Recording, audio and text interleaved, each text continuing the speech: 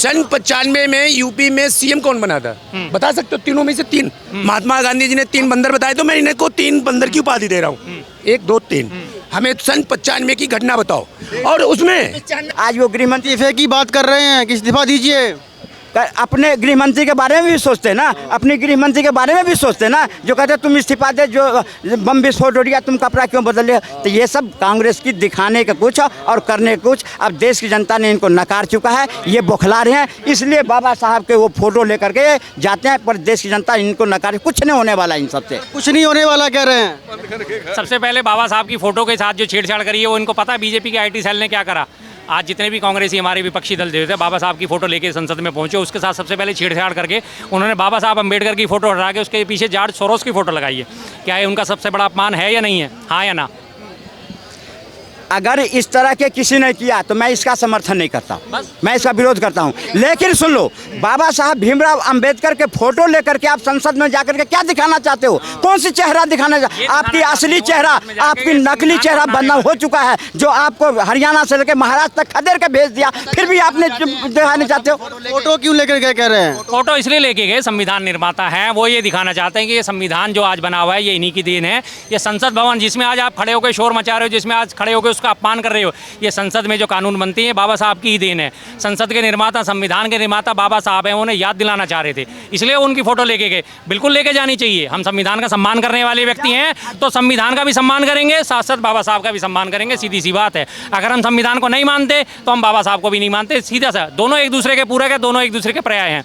संविधान को मानोगे तो बाबा साहब को मानना पड़ेगा, बाबा साहब को मानोगे तो संविधान को मानना पड़ेगा। कितने संविधान को मानते हैं कांग्रेस पार्टी और कितने संविधान के मुताबिक चलता है, ये देश देख रही है। देखा है जब इसी संविधान दिवस पर में मल्लिकार्जुन खड़गे से मोदी ने पूछा कि बाबा साहब के नाम पर नेशनल छुट्टी होना चाहिए संविधान दिवस पर, तो उन्होंने क्या कहा? 26 जनवरी तो है, क्या जरूरत है उनको मनाने के लिए? अरे जाओ, संविधान को कितना पालन करने वाला है कांग्रेस। इतनी सद्बुद्धि होती तो नहीं, रुको 1 मिनट। 14 अप्रैल क्या होता है सर?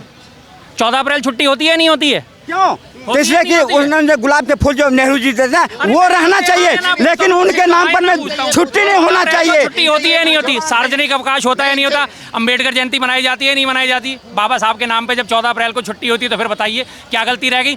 6 दिसंबर को महापरिनिर्वाण दिवस मनाया जाता है, पूरी संसद उसकी कार्यवाही नहीं करती। संसद के बाहर लगातार भंडारे लगते हैं, लोगों को आमंत्रित कराया जाता है। सारे लोग जो है बहुजन समुदाय के जिसे कहा जाता है कि बाबा साहब के मानने वाले, वहाँ जाके संसद भवन पर जाके आराम से उनकी प्रार्थना करते हैं, भंडारे लगाते हैं, प्रसाद बांटते हैं। करते हैं नहीं करते हैं? कोई रोकता है उन्हें? आज तक किसी ने रोका उन्हें? नहीं रोका ना। आप कह रहे हो कि उनके नाम पे छुट्टी नहीं, तो 14 अप्रैल 2 अक्टूबर गलती मान लेनी चाहिए। अगर 2 अक्टूबर 26 जनवरी की छुट्टी होती है, ऐसे छुट्टी की घोषणा करने के लिए कहा था। हमें ये पूछो खड़गे जी जो है राष्ट्रपति हैं, वो प्रधानमंत्री खुद कर देंगे? क्यों पूछ रहे हैं खड़गे जी से? इनसे ये पूछो। और बाबा साहब की जो मूर्ति हटाई थी संसद में से, भाजपा ने हटाई है, पूछो इनसे। हटाइए ना मूर्ति। आज जितने जगह मूर्तियां लगी है कांग्रेस कभी लगवाई? आज बाबा साहब का सम्मान देने का काम, मूर्ति लगा करके हर चीज तरह काम करने का भाजपा कर रही है। कांग्रेस तो हमेशा बाबा साहब के बनाए हुए संविधान को भी। अगर अमित शाह जी से गलती होगी तो डिफेंड क्यों कर रही है भाजपा? क्यों नहीं करेगी डिफेंड? कोई गलती नहीं किया अमित शाह ने, सही किया। पहले अपने गिरबान में झांक के कांग्रेस देख ले, जो गलती नहीं हुई सही किया। भाई इनके हिसाब से कभी ये गलती अपनी भी नहीं मानेंगे, ना ये बीजेपी की मानेंगे। और बीजेपी की तो खासियत ही है, बीजेपी की शॉर्ट फॉर्म है बेशर्म जनता पार्टी, भूखी जनता पार्टी इसलिए क्योंकि वो क्लिप काट के खाती है। जो वीडियोस आते हैं उनकी क्लिप काट के वो खा जाते हैं, आधी अधूरी क्लिप चलाते हैं, तो इसलिए इसे भूखी जनता पार्टी भी कहता हूँ। बेशर्म जनता पार्टी इसलिए चाहे जितनी मर्जी गलती कर दें उसके बावजूद भी अपनी बेशर्मी दिखाते रहेंगे, मानेंगे नहीं कि हमने गलती करी। आज जो संसद में हुआ, क्या वो इनकी बेशर्मी की पराकाष्ठा नहीं है? संविधान की इतनी बार बात कर रहे हैं, संविधान के सम्मान की बात कर रहे हैं कि कांग्रेस संविधान का सम्मान नहीं करती। बीजेपी के सारे सदस्यों ने आज क्या संविधान का सम्मान करा? उनको किस हैसियत से, उन्हें ये किसने अधिकार दिया कि वो आप विपक्षी सांसदों को संसद में घुसने से रोकोगे? किसने अधिकार दिया उनको कि आप उन्हें संसद में घुसने नहीं दोगे? गेट आप रोक के खड़े हो गए, जैसे वो जीजा को घुसने नहीं देते ना शादी में, और सालियां हो गई, FIR हो गई, वो नेक लेने के लिए खड़े हो गए थे। हैं क्या चाहते थे आप? FIR होगी उनके ऊपर। संविधान का पालन और गेट रोक करके, देश का गेट रोक करके कांग्रेस ने देश को गर्त में मिला दी, उसको तो देख नहीं रहे हैं ये। जो आज अगर इतने अच्छे काम करे हुए होते तो आज 15 साल में इतनी बौखलाहट क्यों हो रही है कांग्रेस को? क्यों नहीं तो अच्छा काम करे, क्यों नहीं संविधान के अनुसार चलते हो, क्यों देश में तुमने अराजकता फैलाई, देश में क्यों तुमने इतने हिंदू मुस्लिम करवाए, आज उसका भुगतना पड़ रहा है, तो शर्मा जी भी बौखलाना जायज है। आप सिर्फ ये बता दीजिए कि आरएसएस, गोलवलकर और सावरकर, उनको संविधान पसंद था या नहीं था? बताइए आप। आरएसएस को भी संविधान के अनुसार चल रहा है, गोलवलकर को भी चला और सावरकर भी चला। इसी सावरकर के अपमान का परिणाम कांग्रेस भोगी, जो आज महाराष्ट्र में 16 सीट पर सिमट गई है। 26 जनवरी 1950 को हमारा संविधान लागू हुआ था। 27 जनवरी को आरएसएस का मुखपत्र है ऑर्गेनाइजर, उसमें इन्होंने छापा था कि ये संविधान हमारे अनुरूप नहीं है, हम इसको स्वीकार नहीं करते, हम संविधान बनाएंगे अपने हिसाब से बनाएंगे, हम देश को चलाएंगे अपने हिसाब से चलाएंगे। ऑर्गेनाइजर की वो लेख मौजूद है या नहीं है, आपने कभी पढ़ा नहीं कर। आरएसएस के आज बहुत बड़े समर्थक हो। 27 जनवरी को उनके मुखपत्र में सबसे पहले उन्होंने ये बात छापी थी। रही बात गोलवलकर की, भाई साहब ने बात उठाई, गोलवलकर ने क्या कहा था, गुरु गोलवलकर इनके जो थे, और तिरंगा जो है ये अशुभ है। क्यों? क्योंकि इसमें 3 रंग है और 3 का रंग अशुभ माना जाता है। अरे भैया अकलमंद आदमी, 3 अगर अंक अशुभ माना जाता तो भैया ब्रह्मा विष्णु महेश 3 है, वो भी अशुभ है। माँ सरस्वती, महाकाली और महालक्ष्मी तीनों 3 हैं, वो अशुभ हैं। जेंडर हमारे, छोटी सी बात बता रहा हूँ, जेंडर हमारे मेल फीमेल और जिन्हें एनएफ कहा जाता है 3 है या नहीं है ना? तो फिर 3 का, और जब आप पढ़ना लिखना शुरू करोगे, कांग्रेस के फितरत में है कि जहाँ हारते हैं, जहाँ इनकी मिट्टी पलीद होती है, वहाँ आरएसएस दिखता है, वहाँ संघ दिखता है, वहाँ अरे जाओ, आरएसएस और संघ करते करते तुम कहाँ तक सिमट गए और सिमट जाओगे, क्योंकि तुम्हारी न विजन है, न तुम्हारी नीति है, न तुम्हारे नियम है। तुम अपनों को गाली देते हो, देश को गाली देते हो, कभी सत्ता में नहीं आ सकते। देश को बर्बाद कर दिए तुमने। जहाँ देश उजाई, इसको गाली किसने दिया? गाली किसने दिया? हमेशा गाली दिया। इससे बढ़कर गाली क्या होता है? जब अमेरिका में जाकर के देश को कहता है, गाली देता है राहुल गांधी, संविधान में संसद में जाकर के कहता है हिंदू हिंसक होता है, इससे बढ़कर गाली क्या होता है? गाली है ये, गाली है ये। मोदी जी ने जब नोटबंदी की थी, जापान जाके क्या कहा था, घर में शादी है, पैसे नहीं है, क्योंकि 16 तारीख के बाद सारे नोट।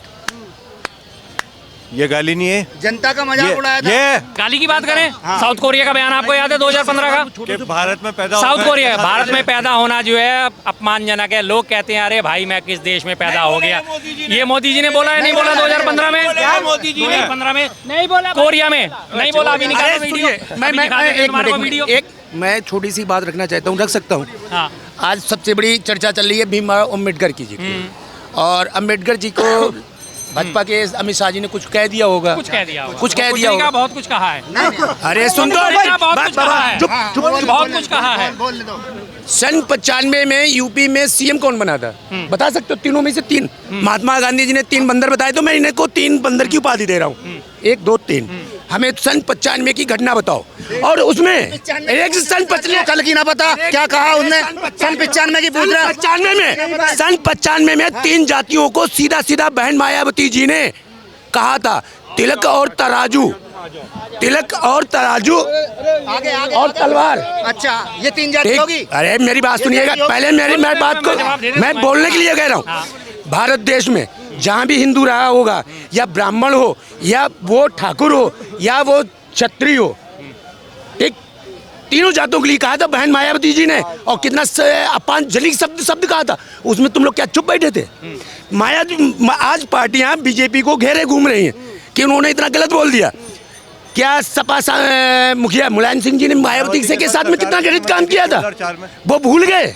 आज बुआ बबुआ दोनों लोग भूल गए। बहुत बड़ा अपमान कर दिया। जवाब लीजिए, आप बोले जवाब हम पूछते रहेंगे। क्या उस समय उनको खराब नहीं लगा होगा जब 3 जातों के ऊपर बोला होगा? क्या 3 जातों ने अपने मुख नहीं बंद किए? विश्व में ही है, ठीक है। जवाब लीजिए। अंबेडकर साहब का एक कथन था, मैं सबसे पहले भारतीय हूं और अंत में भी भारतीय हूं। उन्होंने कभी इसके बाद की बात नहीं उठाई। अब इन्होंने 95 की बात कर यार, मैं आपके बीच में बोला, आपने बौखलाना है तो बोल लीजिए, आप जवाब लीजिए ना, जवाब लीजिए। 95 का मुद्दा नहीं रह सकते क्या? सुनोगे आपकी सारी बात आराम से सुनी ना, उसका जवाब सुनोगे अब, या नहीं सुनना तो निकलो।